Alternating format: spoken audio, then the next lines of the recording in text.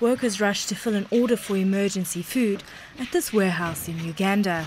Just a few years ago, all this food would have come by ship, taking months to reach Africa from ports in mostly Western countries. With food prices skyrocketing, provisions are now being grown right next door. This will not only help countries in need, but help intra-African trade.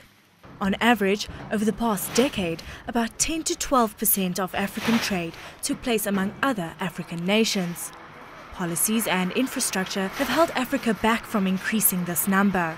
But with countries gaining in political and economic stability, as well as the investment of aid organizations in sourcing local resources, economic growth and trade could be on the uptick.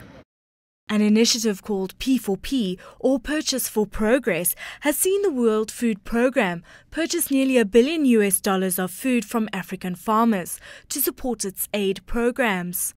And governments, like that in Uganda, as well as other aid agencies, have come on board as partners to help change the way food aid is provided in Africa.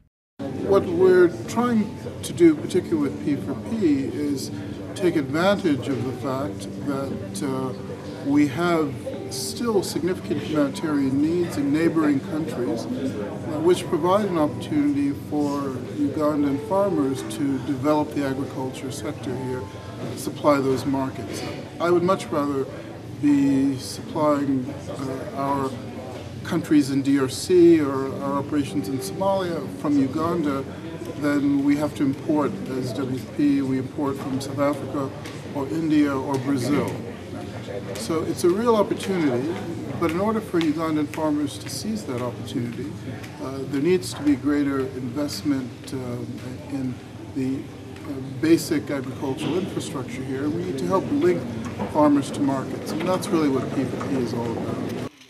Under the initiative, small farmers are engaged to provide surplus maize to WFP, and WFP in turn provides a ready market by working with local government and other agencies to ensure supply chains and payments. Before, we were just cultivating only 1 acre, 2, because we were getting no profits. But now, even if these fertilizers, the seeds are expensive, but we manage because we make some profit. Last month, an index of 55 food commodities tracked by the Food and Agricultural Organization climbed to 214.7 points. That's above the previous all-time high of 213.5 points, hit in June 2008, where food shortages caused riots in countries like Egypt. The cultivation and supply of local produce could help prevent such a situation from recurring, and the WFP could be part of that process. The organization is set to double its purchases from Ugandan farmers to $100 million by the end of this year, and so lessen the need for imported foodstuffs. While the world may be set to face increases in food prices, it looks like with a little bit of help, African countries may be turning to their neighbors for solutions. Bronwyn Seaborn for CNBC Africa.